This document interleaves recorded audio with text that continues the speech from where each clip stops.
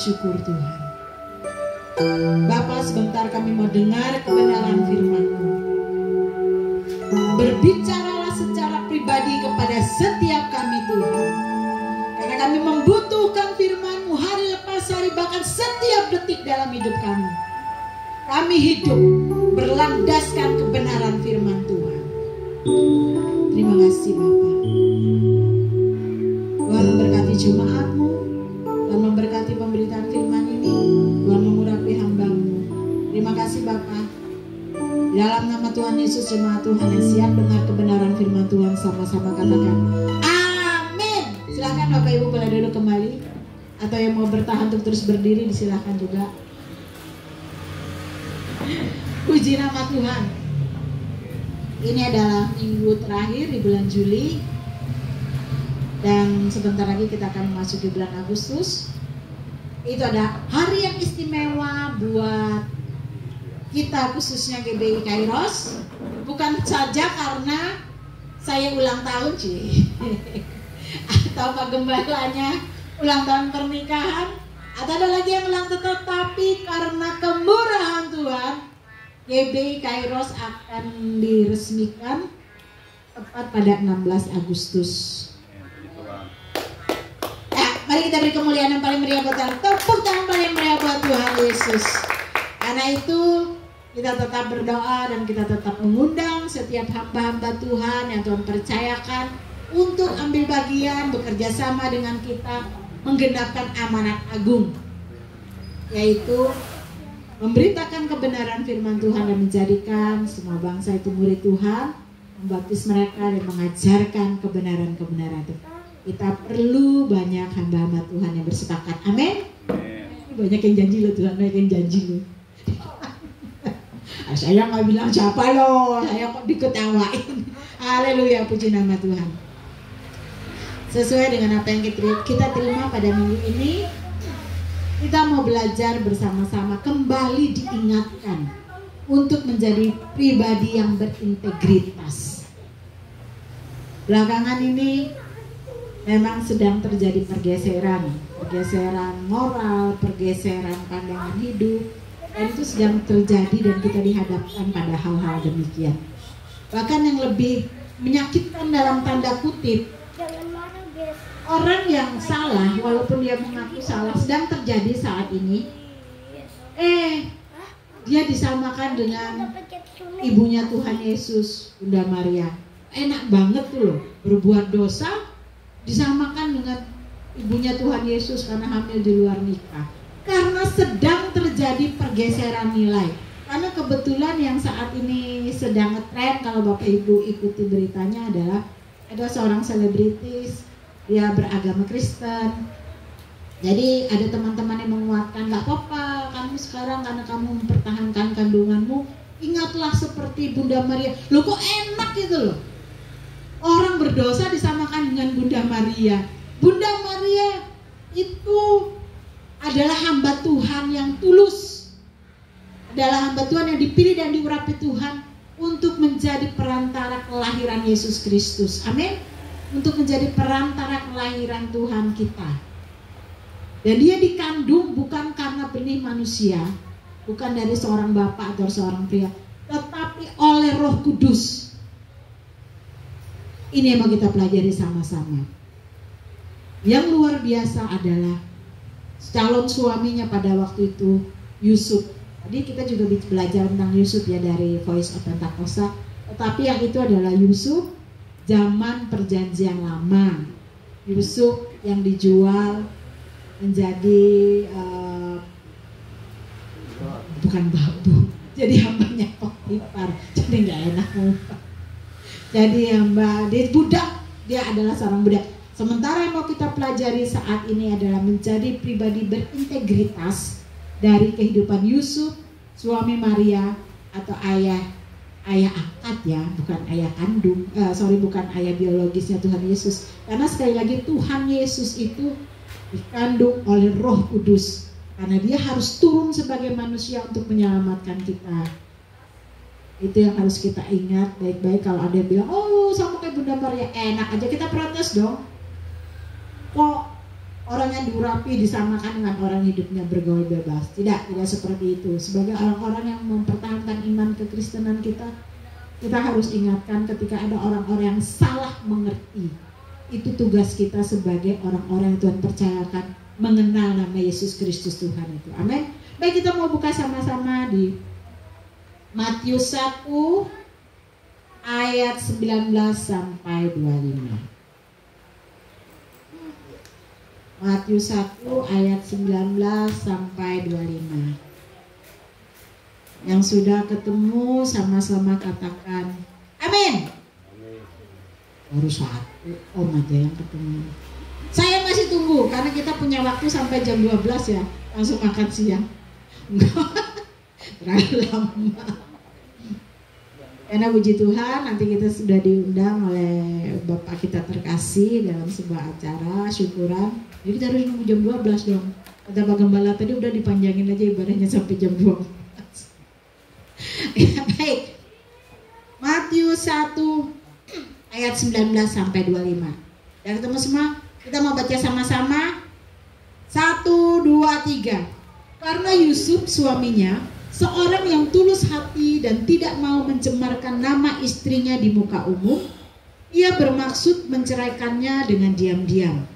Tetapi ketika ia mempertimbangkan maksud itu, malaikat Tuhan nampak kepadanya dalam mimpi dan berkata, Yusuf anak Daud, jangan engkau takut mengambil Maria sebagai istrimu, sebab anak yang di dalam kandungannya adalah dari Roh Kudus. Ia akan melahirkan anak laki-laki dan engkau akan menamakan dia Yesus. karena dialah yang akan menyelamatkan umatnya dari dosa mereka. Hal itu terjadi supaya genaplah yang difirmankan Tuhan oleh Nabi, sesungguhnya anak darah itu akan mengandung dan melahirkan seorang anak laki-laki, dan mereka akan menamakan dia Immanuel, yang berarti Allah menyertai kita. Sesudah bangun dari tidurnya, Yusuf berbuat seperti yang diperintahkan malaikat Tuhan itu kepadanya. Ia mengambil Maria sebagai istrinya, tetapi tidak bersetubuh dengan dia sampai ia melahirkan anaknya laki-laki, dan Yusuf menamakan dia Yesus. Amin. Berbahagialah orang yang mendengarkan firman Tuhan dan melakukannya dalam kehidupannya hari lepas hari. Amin. Puji nama Tuhan. Kita belajar bagaimana Yusuf itu menjadi pribadi yang berintegritas. Allah memilih Yusuf, seorang tukang kayu sederhana. Luar biasa. Tukang kayu, di sini tukang kayu soalnya. Jadi berasa kayak Tuhan Yesus juga ya. Brewoknya yang nggak ada sudah dicukur, puji nama Tuhan. Allah memilih Yusuf, seorang tukang kayu sederhana, untuk menjadi ayah dari Yesus, bukan karena popularitasnya, melainkan karena kualitas karakternya. Dari kisah ini kita belajar bahwa integritas bukan sekedar moralitas luar, melainkan respon yang tulus, taat, dan terkendali di hadapan Allah dan sesama. Ciri-ciri pribadi berintegritas sebagaimana ditunjukkan Yusuf, ayah Yesus. Yang pertama, tulus hati. Coba kita mau periksa ayatnya, ayat 1 ayat 19. Di situ dikatakan, karena Yusuf suaminya seorang yang tulus hati dan tidak mau mencemarkan nama istrinya di muka Yesus, ia bermaksud menceraikannya dengan diam-diam. Pada zaman Yahudi atau pada zamannya sebelum perjanjian baru, ini kan pra perjanjian baru sebelum Yesus lahir, itu ada budaya Yahudi yang menyebutkan bahwa orang bertunangan di sana itu ada jarak waktu sekitar 1 atau 2 tahun itu. Mereka bertunangan itu sudah disebut sebagai suami istri. Bedanya adalah mereka tidak hidup satu rumah atau tidak berhubungan sampai mereka dinikahkan secara resmi. Tetapi sebutannya dalam budaya Yahudi dalam budaya Yahudi itu sebutannya sudah disebut sebagai suami istri. Itu saja yang membedakan. Nah, kenapa ini yang melatar belakangi ayat ini dikatakan bahwa sebelum mereka hidup sebagai suami istri, tapi sudah dikatakan Yusuf suaminya. Jadi kadang-kadang ada orang yang menjadikan Alkitab ini untuk bahan cari-cari kesalahan. Hal-hal seperti ini dipermasalahkan. Ini kenapa kok beda apa yang ditulis di sini dengan ini? Karena sekali lagi orang mencari kesalahan itu gampang. Tapi orang untuk mencari kebenaran itu perlu upaya atau perlu keinginan, dan orang nggak ingin untuk mencari kebenaran. Makanya kadang-kadang hal-hal yang sepele seperti kenapa tulisannya beda. Tetapi sekali lagi kalau kita belajar tentang sekilas saja, nggak perlu yang sampai kalau orang Jawa bilang tuh ngelontok belajar habis-habisan gitu untuk menggali kebudayaan. Tetapi kita cukup tahu bahwa cukup memahami, mengerti bahwa kenapa dikatakan dia belum menikah tapi kok sudah suami istrinya. Ini latar belakangnya. Bertunangan dalam budaya Yahudi itu sudah disebut sebagai suami istri, tetapi tidak hidup serumah. Ya. Dalam hal ini Yusuf disebut dia tulus hati. Dia tidak mau mencemarkan istrinya atau tunangannya pada waktu itu.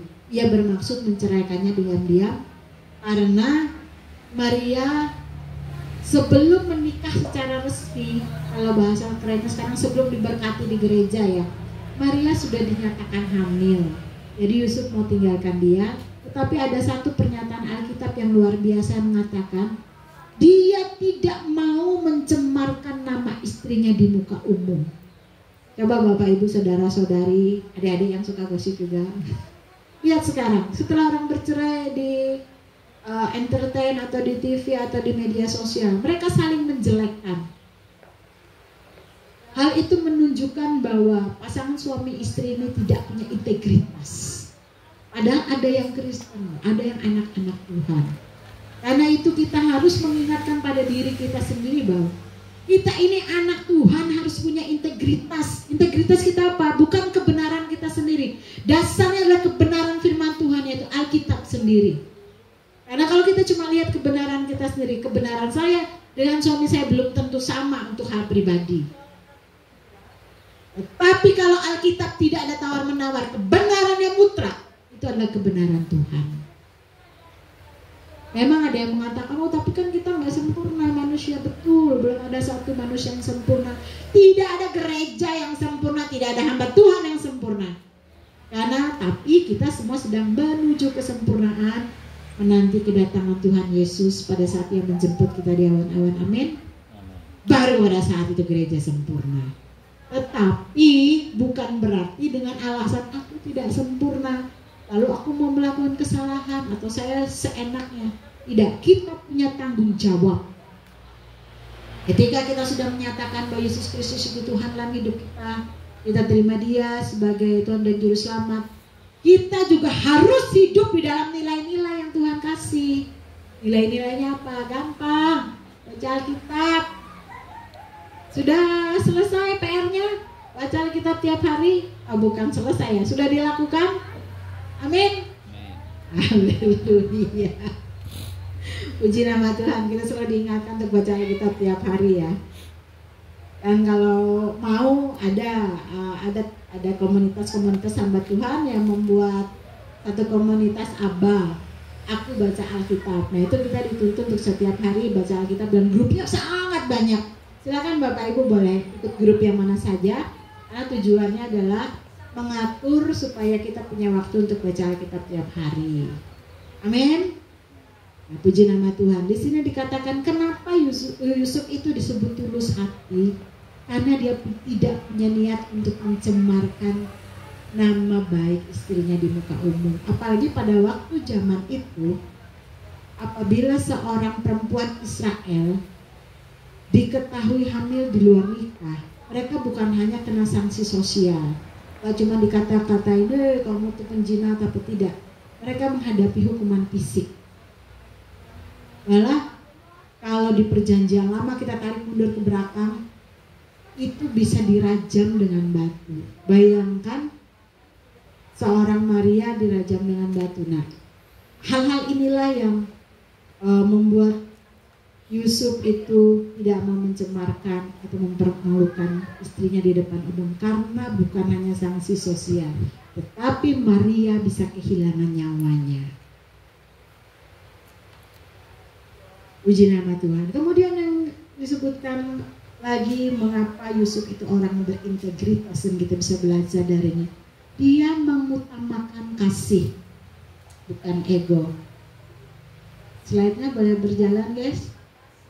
Meski merasa dihianati, kasihnya kepada Maria membuatnya tetap mempertimbangkan yang terbaik baginya.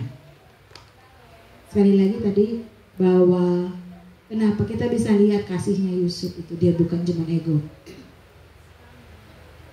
Maria bukan hanya akan kehilangan nama baik kalau diceraikan oleh Yusuf pada waktu itu, tetapi juga kehilangan nyawanya.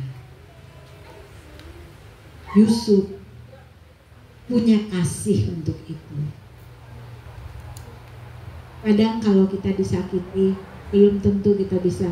Memang kita sudah tahu, berdoalah untuk musuhmu. Wah, haleluya. Belum tentu kita bisa lakukan pada waktu itu. Yang jelas pasti kemarahan itu ada. Tapi kita diberi Tuhan akal pikiran sehat untuk tidak melakukan hal-hal yang berdosa atau melanggar saat kemarahan itu muncul. Tetapi yang mau saya sampaikan adalah, kadang-kadang kalau kita dijahati orang, disakiti orang itu, untuk mengasihi orang itu begitu sulit. Karena itu kita membutuhkan Roh Kudus yang memampukan. Kita perlu Roh Kudus untuk tetap menjaga hidup kita dalam jalur integritas. Integritas itu apa sih? Integritas itu adalah paling gampangnya begini, apa yang kita omongkan itu sesuai dengan apa yang kita lakukan. Itu salah satu contoh integritas. Atau kalau kita sebagai anak-anak Tuhan, yang paling gampang adalah anak-anak sekolah nih, bisa contohnya teman-temannya yang lain nyontek, lalu kalau dia diajak, nyontek aja nggak apa-apa, biar kita misalnya naik kelas nilainya bagus. Tetapi sebagai anak-anak Tuhan yang sudah kenal Kristus, adik-adik kita yang masih remaja terus ngomong gini, enggak, aku nggak mau nyontek, aku malu sama Tuhan karena ada Roh Kudus dalam aku.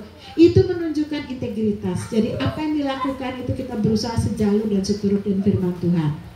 Sekali lagi, tidak ada yang sempurna, tetapi kita sedang melakukan itu menuju kesempurnaan. Hanya bersama Kristus kita bisa sempurna. Nanti, kalau sekarang ya berjalan menuju kesempurnaan, itu misalnya ini tujuan kita nih kipas angin.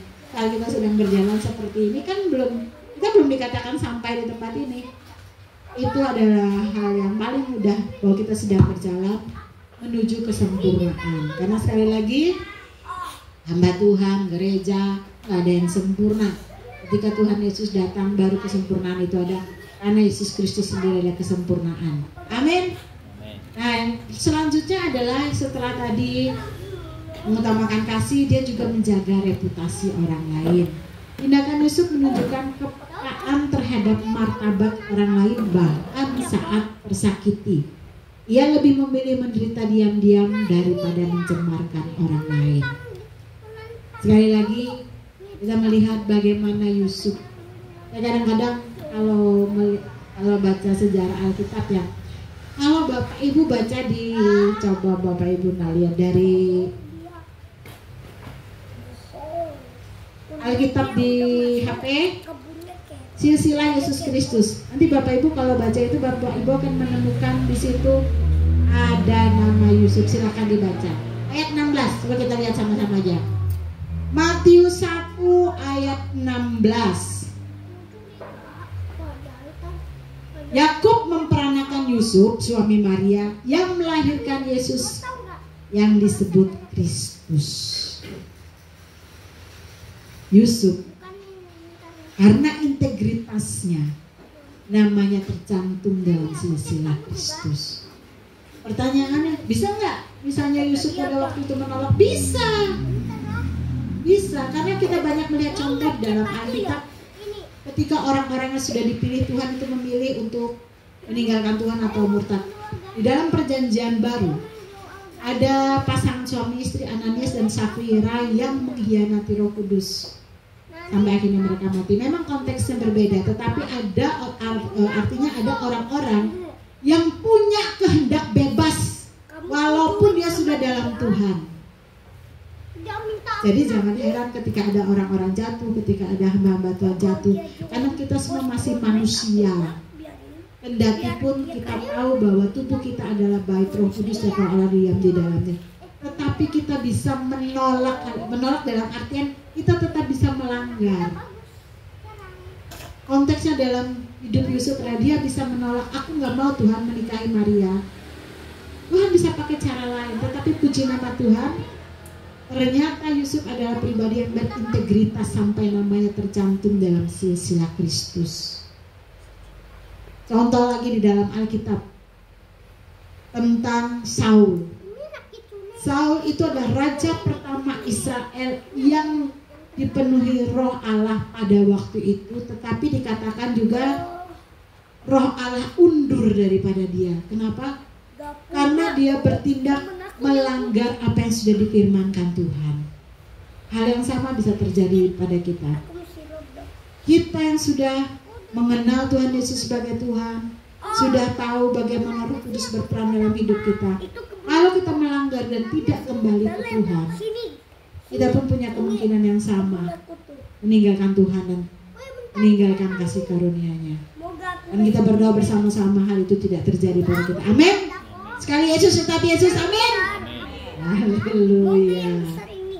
Karena itu orang-orang yang sudah menerima Yesus sebagai Tuhan dan Juru Selamat harus hidup di dalam integritas. Sekali lagi tadi contohnya adalah kehidupan Yusuf. Yang kedua, Yusuf itu taat atau menundukkan dirinya. Bukan panjang tunduk diri, taat atau menundukkan diri, bukan menanduk dirinya ya.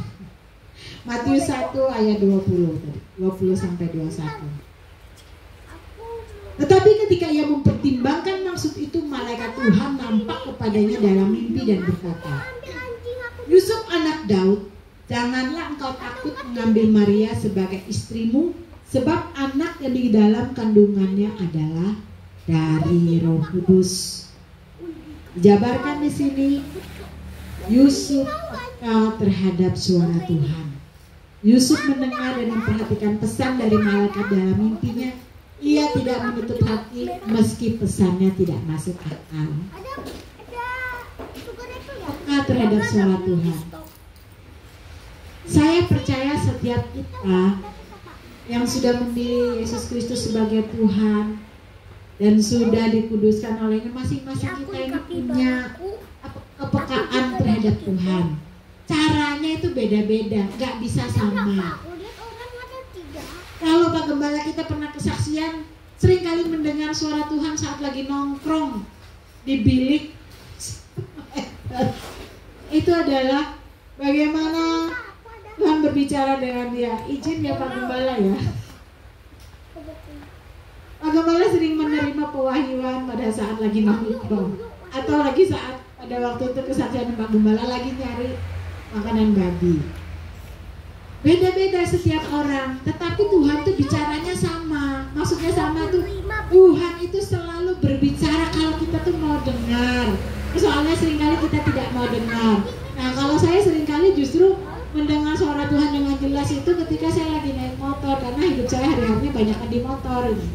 Dan saya sering membangun hubungan itu saat lagi naik motor, karena perjalanan saya pulang pergi cukup panjang. Jadi waktu saya cukup lama bersama-sama Tuhan. Justru pada waktu itu temukanlah sekali lagi bagaimana cara kita membangun hubungan pribadi sama Tuhan. Beda-beda tiap orang, tapi intinya satu, pekalah terhadap suara Tuhan.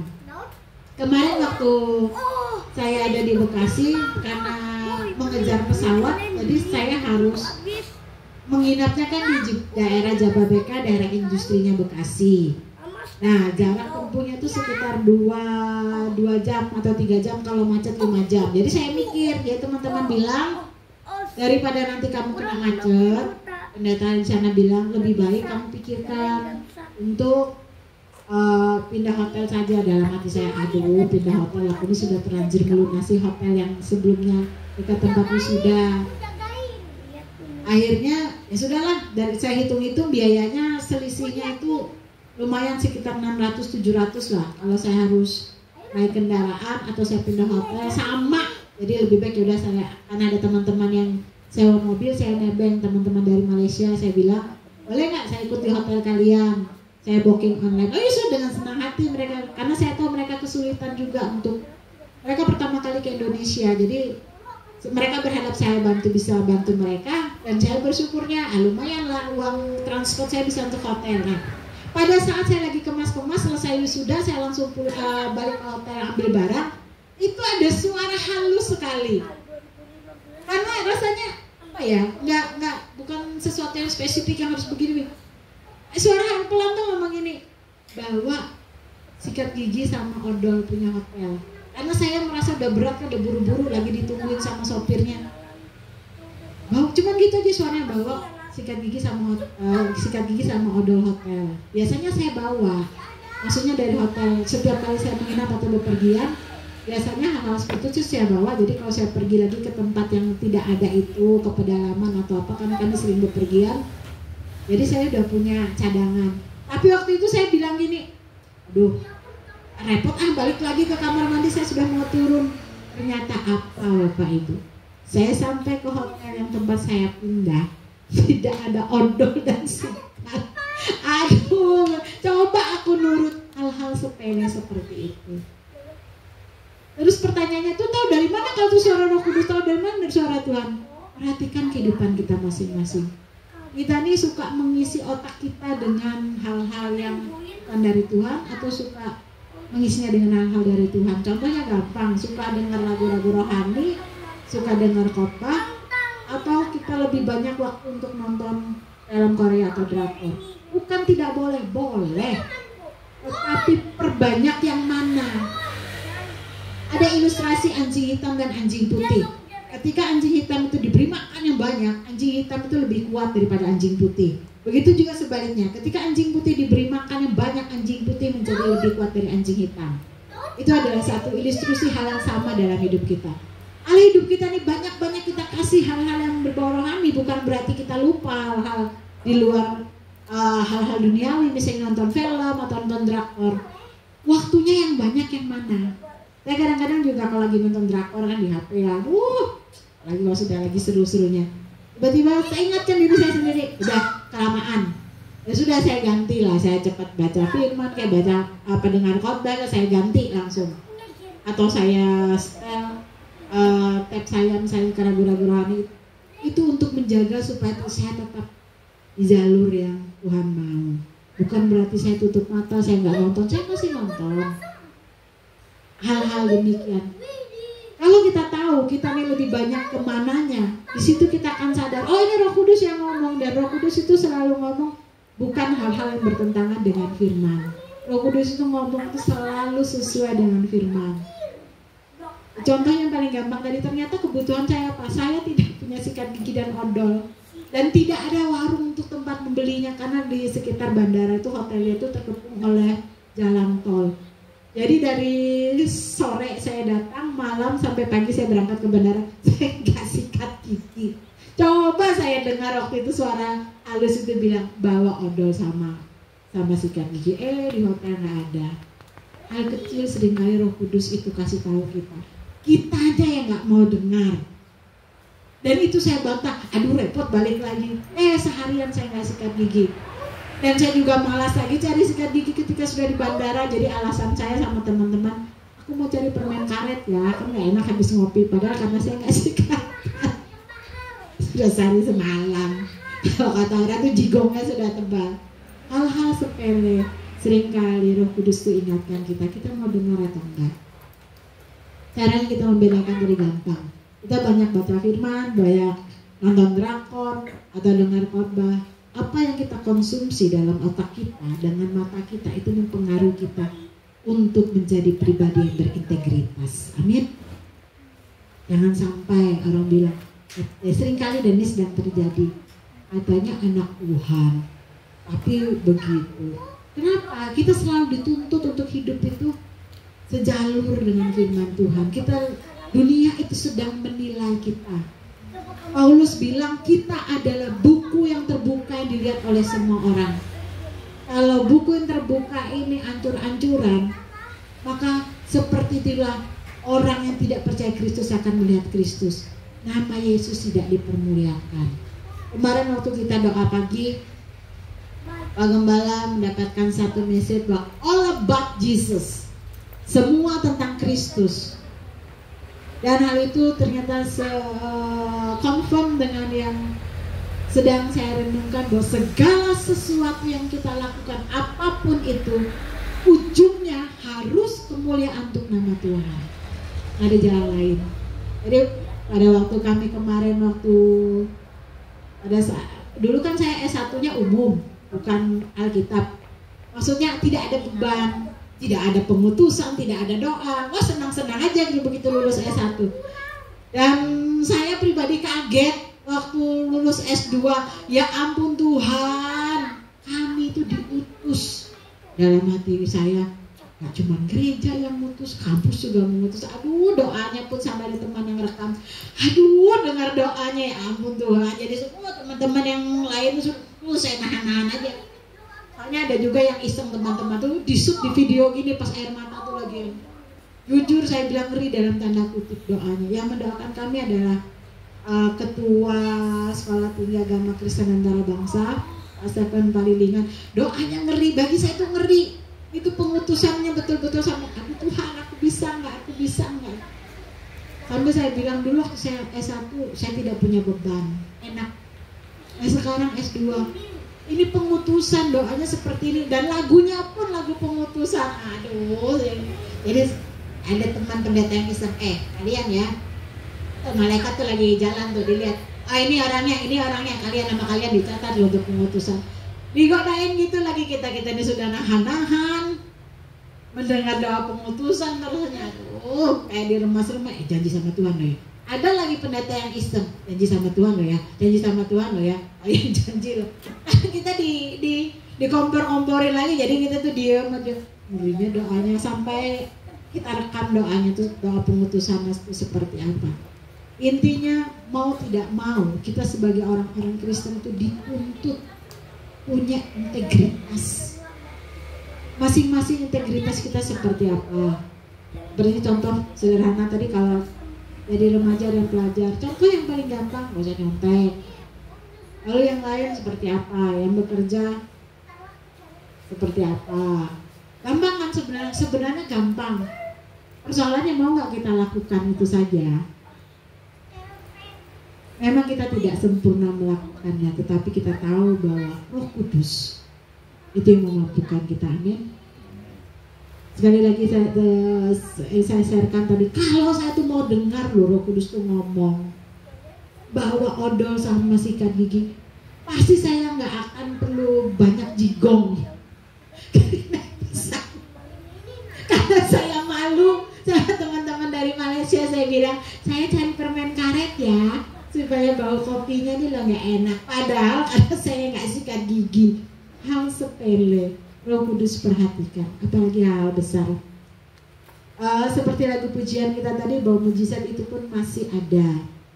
Dan itu yang sedang gereja ini alami, dan yang sedang keluarga kami alami. Izin Pak Gembala, boleh saya saksikan sedikit? Izin anak Tuhan. Pada waktu waktu itu Pak Gembala dan Bapak JJ sedang berangkat mendoakan Tante Marta, jemaat kita di sini yang satu sedang sakit malam. Waktu itu saya sedang siap-siap, tiba-tiba Grace telepon kita ini overhead kita, bilang, Bu, ada tamu datang ke rumah. Lalu saya bilang, saya nggak bisa angkat telepon karena ada yang sedang saya kerjakan. Jadi saya WA, aduh sorry guys, tadi nggak bisa angkat telepon, kenapa, ada tamu. Terus dia kirim foto.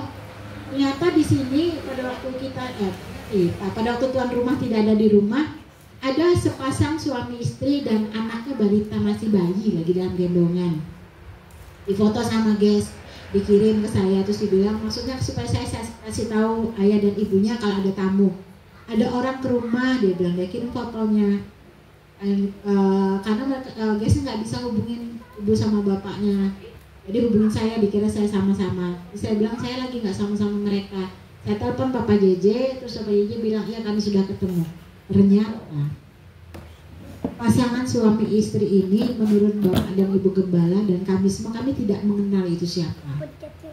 Bapak dan Ibu pasangan suami istri ini, menurut cerita Bapak JJ ya, kan versinya ini bisa, kalau jar orang dititip duit berkurang, dititip pangeran bertambah.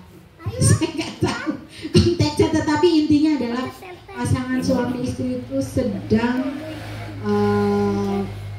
mau menjadi donatur. Dia sedang mencari gereja, katanya dianggap apa gereja sini. Dia mau mendonasikan dana pribadinya untuk membangun gereja. Ini tepuk tangan paling meriah buat Tuhan. Amin.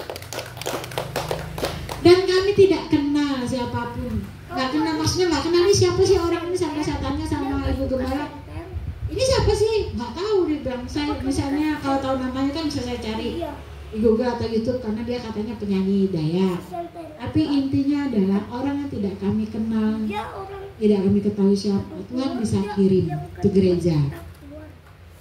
Dia sudah berkomitmen sesuai dengan keuangannya, dia akan bantu pembangunan gereja ini. Luar biasa. Itu yang terjadi pada gereja, bahwa mujizat itu masih ada. Kalau misalnya, dan ini juga berbicara tentang integritas. Kalau di luar orang mendengar, oh katanya GBI Kairos mau didirikan tapi terjadi penyimpangan dana, belum apa-apa dan nyimpang misalkan, integritas itu akan tercoreng. Tapi puji nama Tuhan dengan cara yang ajaib, ada integritas di sini. Tuhan kirim orang untuk itu. Itu yang terjadi dengan gereja GBI Kairos. Tepat pada saat kita mau peresmian, datang orang menyatakan diri untuk menjadi donatur. Segala kemuliaan buat Tuhan Yesus.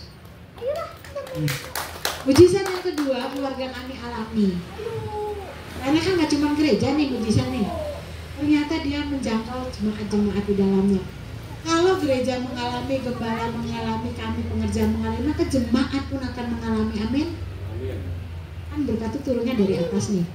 Kalau gembalanya beres, layarnya beres, Mazmur bilang bahwa urapan itu turun dari kepala, janggut sampai ke jubahnya Harun. Nah kalau gembala kita beres kan Nah jadi keluarga kami mengalami pada saat itu saya masih di Jakarta. Tiba-tiba Bapak JJ WA, kami menerima pengecualian untuk pembayaran rumah. Selama ini kami kesulitan karena jumlah yang harus kami bayar setiap bulan setelah COVID. Kami menerima relaksasi dan kami harus membayar karena itu yang dulu kami bayar itu jumlahnya hanya membayar bunga tetapi induk tidak berkurang.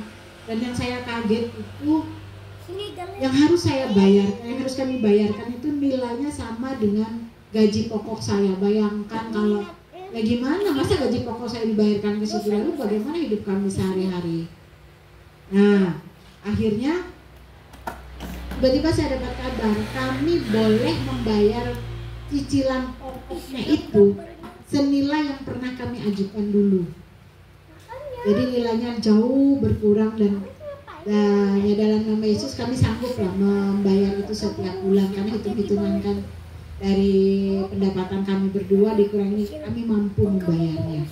Dan itu mujizat. Kenapa? Pada saat kami mengajukan selalu dibilang tidak bisa. Bahkan kami sudah ambil keputusan jual rumah selebihnya untuk beli yang baru, nggak masalah gitu. Dan kami sudah berapa kali juga minta bantu Pak Gembala dan Ibu Gembala untuk mendoakan rumah kami karena kami kan ancamannya adalah kena penalti dan harus keluar dari rumah dong, rumah kami dilelang. Itu ancamannya, tetapi mujizat sedang terjadi dan katanya cuma 10 orang yang dapat relaksasi seperti hanya 10 orang. Bayangkan dari ratusan orang yang punya utang, kami satu dari itu. Saya pernah ketemu pada waktu kami sedang mengurus minta kemudahan itu dan ditolak pada waktu nggak bisa katanya. Saya ketemu sama satu pengusaha, saya tanya sama orang yang mengurus di bank kami itu, saya tanya, oh enggak, dia cerita itu juga ibu tadi baru menjual tanahnya, nilai tanahnya itu seharusnya 1 M. Jadi kan kita sudah bisa ukur kemampuan pengusaha perempuan ini, berapa kemampuan dia.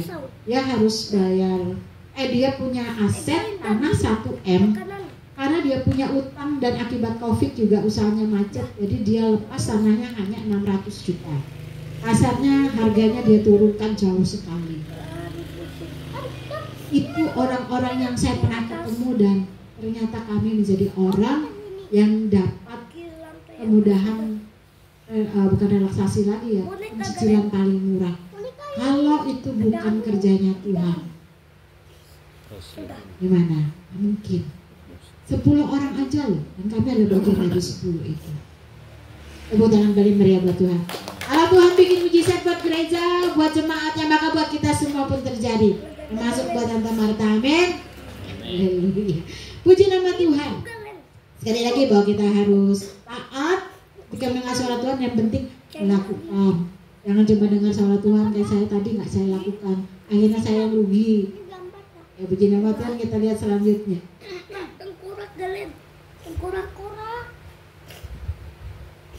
Selanjutnya, bagaimana karakter Yusuf itu sehingga membuat dia dinilai sebagai pribadi yang berintegritas.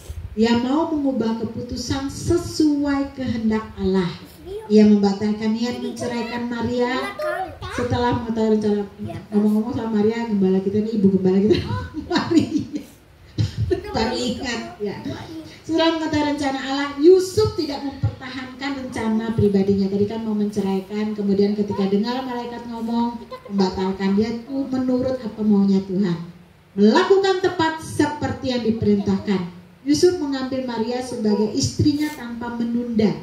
Ketaatannya konkret, bukan hanya dalam niat, tapi juga dalam tindakan. Kalau bahasa kerennya nih, nggak cuma omong-omong. Pak Presiden kita nggak cuma ngomong tapi melakukan satu tindakan. Kemudian yang ketiga adalah Yusuf itu mau menahan diri. Matius 1 ayat 24 seperti yang sudah kita baca tadi. Sudah bangun dari tidurnya, Yusuf berbuat seperti yang diperintahkan malaikat Tuhan itu kepadanya. Ia mengambil Maria sebagai istrinya, tetapi tidak bersetubuh dengan dia sampai ia melahirkan anaknya laki-laki. Dan Yusuf menamakan dia Yesus. Dia mau menahan dirinya. Karena sebenarnya sebagai suami istri, sebagai pasangan pengantin baru, dia sudah punya hak halal, halalan dan thayyiban. Tetapi dia menahan dirinya untuk tidak berhubungan dengan Maria sampai Yesus lahir. Ada penguasaan diri. Puji nama Tuhan. Karena itu kita juga mau belajar. Kalau kita orang-orang berintegritas, kita juga harus tahu di mana kita menahan diri, di mana kita berekspresi. Cuma omongan, cuma ngomong, tapi kita mau melakukan seperti apa yang Tuhan mau. Susah-susah gampang, tetapi sekali lagi kalau Roh Kudus yang memampukan kita, maka kita bisa melakukannya. Karena sekali lagi all about Jesus. Segala sesuatu tentang Yesus itu bicara apa? Seluruh kehidupan kita harus berpadankan seperti yang Tuhan Yesus lakukan. Jadi pada saat mendengar ini kan, oh semuanya harus seperti Yesus, kita harus mencontoh Yesus, harus hidupnya pokoknya kayak Yesus. Jadi iseng-iseng saya tanya dengan dosen saya dulu, Pak, persoalannya kan begini, saya bilang, Yesus itu ketika dia selesai puasa 40 hari dalam kondisi lapar, iblis itu kan datang mencobai dia. Nah, kalau kita ini seperti Yesus, saya bilang gitu kan, mungkin gak nanti iblis datang mencobai kita dan membawa kita ke padang gurun. Nah, puji Tuhannya, saya kan memikirkan, kalau harus seperti Yesus, mana sanggup kita puasa 40 hari kemudian dibawa ke padang gurun dalam mungkin konteks yang berbeda. Tapi kan katanya harus mencontoh Yesus. Puji Tuhannya adalah, dosen saya bilang begini, itu bagian Tuhan Yesus. Wah yes, saya bilang berarti gak harus puasa 40 hari kemudian dibawa di padang gurun dan dicobai oleh iblis. Itu bagian Tuhan Yesus. Kenapa? Karena pada saat Tuhan Yesus di kayu salib, Tuhan Yesus bilang, sudah selesai. Penghukuman yang harusnya kita terima karena kejahatan dan kesalahan kita, dan karena dosa nenek moyang kita dari zaman Adam sana sampai nenek moyang kita yang sekarang, itu sudah ditanggung Yesus di kayu salib. Amin. Sudah selesai. Apalagi persoalan-persoalan kita yang kelihatannya menggunung, yang sedang saat ini kita hadapi, memang menyakitkan, memang membutuhkan air mata. Tapi Tuhan bilang, Pak, sudah selesai. Yang perlu kita lakukan adalah kita menyelaraskan dengan apa yang sudah Tuhan lakukan buat kita. Kita diselamatkan sekali lagi bukan karena kebaikan kita. Kita diselamatkan karena anugerah. Dan Yesus bilang, karena begitu besar kasih Allah akan dunia ini, maka Ia mengaruniakan anaknya tunggal supaya yang percaya itu diselamatkan. Tetapi tidak berhenti hanya sampai di situ. Setelah kita diselamatkan, tugas dan tanggung jawab kita adalah hidup berintegritas, kemudian melakukan bagian kita. Enak dong kalau sudah diselamatkan, santai lah, nggak usah kerja. Hello, untuk hidup hari-hari aja kita harus bekerja, ya kan? Masa Tuhan bilang, oh Tuhan sudah selesai tuh, udah Tuhan aja yang kerja, aku duduk-duduk. Mana ayatnya? Yang ada kita kembali lagi ke pelajaran sebelumnya. Belajarlah kepada semut, karena semut itu rajin menyediakan makanan untuk dia di musim dingin. Sampai kita harus belajar ke semut. Masa kita yang punya otak dan pikiran dikasih Tuhan, kita tidak bisa membalas atau kita tidak melakukan seperti yang Tuhan ajarkan. Sekali lagi bahwa kita membutuhkan Roh Kudus untuk melakukan. Dan karena itu kita juga mau menjaga hidup kita untuk tetap berintegritas. Yang terakhir, Yusuf menghormati rencana keselamatan Allah. Ia memahami bahwa kehamilan Maria adalah bagian dari karya besar Allah dan dia tidak mau mencampuri proses itu. Yusuf konsisten dalam panggilannya sebagai pelindung. Bayangkan kalau bayi ngeok-ngeok, gak ada bapaknya yang jaga misalnya, oh Maria kan kerepotan gitu. Jadi dia sebagai pelindung. Dan pada saat zaman anak-anak itu mau dibunuh, anak-anak di bawah 2 tahun itu mau dibunuh di zamannya Pontius Pilatus itu, Yusuf yang membawa Maria pergi untuk ke Bethlehem untuk melarikan diri, pergi ke daerah lain supaya nyawa Yesus diselamatkan. Tugasnya sebagai pelindung di situ. Yusuf menjalani peran sebagai suami dan ayah dengan kesetiaan yang luar biasa. Bertanggung jawab pada apa yang dipercayakan. Sebagai pribadi yang berintegritas, masing-masing kita harus bertanggung jawab dengan apa yang Tuhan percayakan. Apa yang Tuhan percayakan saat ini, kita mau melakukannya dengan penuh tanggung jawab. Segala sesuatu sudah Tuhan selesaikan dan mujizat itu masih ada. Bagian kita melakukan apa yang sudah Tuhan rencanakan melalui hidup kita masing-masing. Amin. Bukan berarti kita selesai, kita nggak usah bikin apa-apa. Tetapi yang Tuhan mau adalah kita melakukan bagian kita, bagian Tuhan melakukan apa yang tidak bisa kita lakukan. Amin. Puji nama Tuhan. Kita mau bersama-sama dalam doa. Terima kasih Bapak. Kami mengucap syukur Tuhan Yesus Kristus karena saat ini kami boleh belajar bahwa segala sesuatu itu tentang Engkau Tuhan Yesus Kristus. Segala sesuatu yang kami lakukan ujung-ujungnya harus mendatangkan kemuliaan bagi nama-Mu. Itu adalah bagian tugas dan tanggung jawab yang sudah Tuhan beri bagi kami. Terima kasih Tuhan Yesus kalau Tuhan mengingatkan kami. Kami harus menjadi pribadi-pribadi yang punya integritas. Terima kasih Tuhan, kami bersyukur kepadamu saat ini. Roh Kudus, kami tidak akan mampu bekerja berjalan sendiri tanpa Engkau. Kami membutuhkan-Mu Roh Kudus. Karena kami tahu Engkaulah yang hidup di dalam kami, bahwa tubuh kami adalah bait Allah, bait Roh Kudus, di mana Roh Kudus diam di dalamnya. Yang kami perlukan adalah ajar kami untuk terus dengar-dengaran akan suara-Mu secara pribadi Roh Kudus. Kami memerlukan Tuhan, Engkau mengajar kami untuk lebih peka mendengar suara-Mu. Terima kasih Tuhan. Tadi saat ini kita punya waktu beberapa menit. Kita mau berhubungan secara pribadi sama Tuhan. Kita mau minta masing-masing dari kita untuk terus punya integritas di hadapan Tuhan. Kita mau janji sama Tuhan bahwa kita mau bertanggung jawab dengan apapun yang Tuhan percayakan kepada kita. Bahkan kalau Tuhan percayakan kita memperbesar kapasitas kita masing-masing, kita minta Roh Kudus yang memampukan kita. Terima kasih Tuhan. Mari masing-masing jemaat Tuhan berdoa secara pribadi.